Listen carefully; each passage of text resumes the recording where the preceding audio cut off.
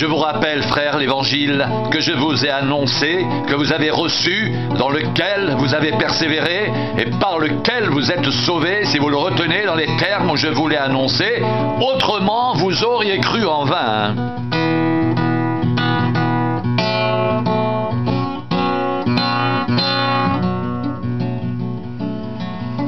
Je vous ai enseigné avant tout, comme je l'avais aussi reçu, que Christ est mort pour nos péchés selon les Écritures. Il a été enseveli et il est ressuscité le 3e jour selon les Écritures et il est apparu à Céphas puis aux 12. Ensuite, il est apparu à plus de 500 frères à la fois dont la plupart sont encore vivants et dont quelques-uns sont morts.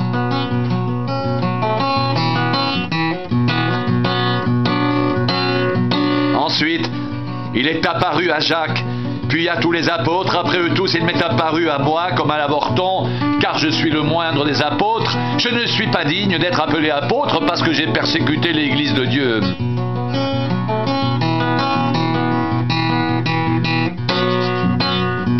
Par la grâce de Dieu, je suis ce que je suis, et sa grâce envers moi n'a pas été vaine. Loin de là, j'ai travaillé plus que tous. Non pas moi toutefois, mais la grâce de Dieu qui est avec moi. Ainsi donc, que ce soit moi, que ce soit eux. Voilà ce que nous prêchons et c'est ce que vous avez cru.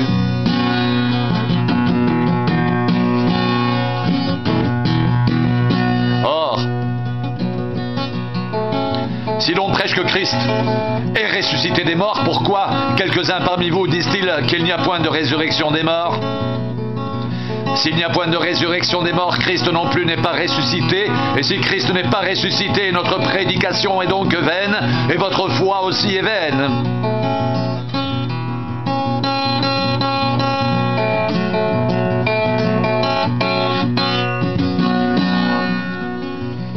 Il se trouve même que nous sommes de faux témoins à l'égard de Dieu, puisque nous avons témoigné contre Dieu qu'il a ressuscité Christ, tandis qu'il ne l'aurait pas ressuscité si les morts ne ressuscitent point.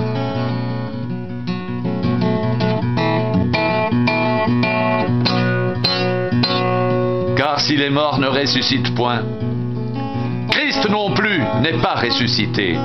Et si Christ n'est pas ressuscité, votre foi est vaine. Vous êtes encore dans vos péchés, et par conséquent aussi, ceux qui sont morts en Christ sont perdus. Si c'est dans cette vie seulement que nous espérons en Christ, nous sommes les plus malheureux de tous les hommes.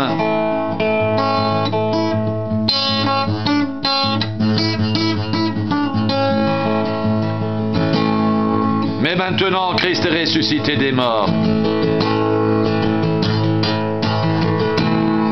Il est les prémices de ceux qui sont morts.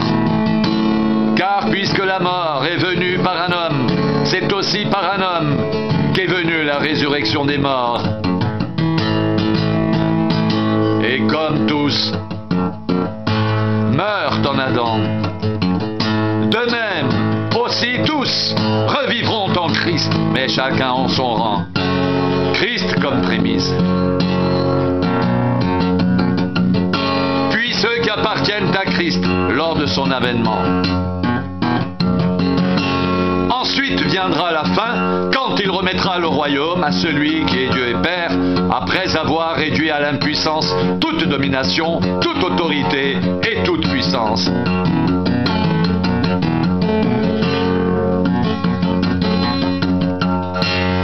Car il faut qu'il règne jusqu'à ce qu'il ait mis tous ses ennemis sous ses pieds. Le dernier ennemi qui sera réduit à l'impuissance, c'est la mort. Dieu, en effet, a tout mis sous ses pieds, mais lorsqu'il dit que tout lui a été remis, il est évident que celui qui lui a soumis toutes choses est excepté. Et lorsque toutes choses lui auront été soumises, alors le Fils lui-même sera soumis à celui qui lui a soumis toutes choses, afin que Dieu soit tout en tous. Autrement, que feraient ceux qui se font baptiser pour les morts si les morts ne ressuscitent absolument pas? Pourquoi se font-ils baptiser pour eux? Et nous, pourquoi sommes-nous à toute heure en péril? Chaque jour, je suis exposé à la mort, je l'atteste, frère. Par la gloire dont vous vous êtes pour moi le sujet en Jésus-Christ notre Seigneur. Si c'est dans des vues humaines que j'ai combattu contre les bêtes à Éphèse, quel avantage m'en revient-il? Si les morts ne ressuscitent pas, mangeons et buvons, car demain nous mourrons. Ne vous y trompez pas, les mauvaises compagnies corrompent les bonnes mœurs. Revenez à vous-même comme il est convenable et ne péchez point, car quelques-uns ne connaissent pas Dieu, je le dis à votre honte. Mais quelqu'un dira, comment les morts ressuscitent-ils? Et avec quel corps viennent-ils?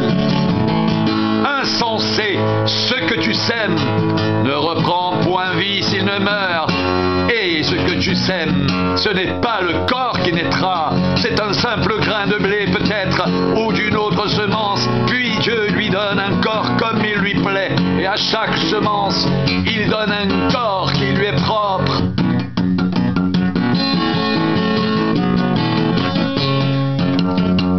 Toute chair n'est pas la même chair, mais autre est la chair des hommes, autre celle des quadrupèdes, autre celle des oiseaux, autre celle des poissons. Il y a aussi des corps célestes et des corps terrestres, mais autre est l'éclat des corps célestes, autre celui des corps terrestres, autre est l'éclat du soleil, autre l'éclat de la lune, et autre l'éclat des étoiles. Même une étoile diffère en éclat d'une autre étoile.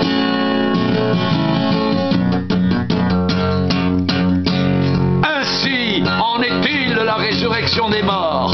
Le corps est semé corruptible, il ressuscite incorruptible. Il est semé méprisable, il ressuscite glorieux. Il est semé infirme, il ressuscite plein de force.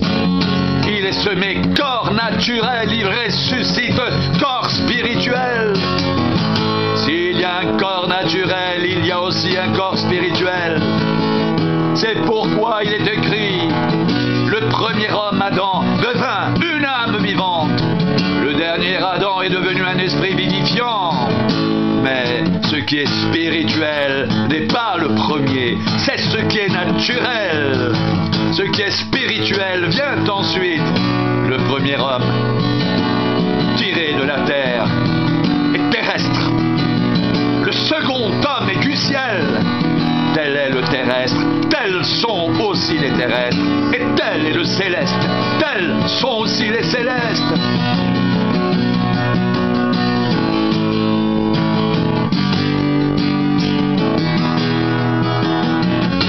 Et de même que nous avons porté l'image du terrestre, nous porterons aussi l'image du céleste. Ce que je dis, frère,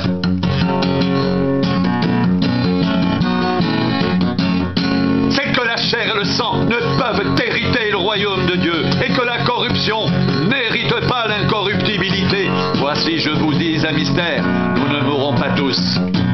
Mais tous, nous serons changés en un instant, en un clin d'œil, à la dernière trompette. La trompette sonnera et les morts ressusciteront incorruptibles. Et nous serons changés, car il faut que ce corps corruptible revête l'incorruptibilité et que ce corps mortel revête l'immortalité. Lorsque ce corps corruptible aura revêtu l'incorruptibilité et que ce corps mortel aura revêtu l'immortalité, alors s'accomplira la parole qui est écrite.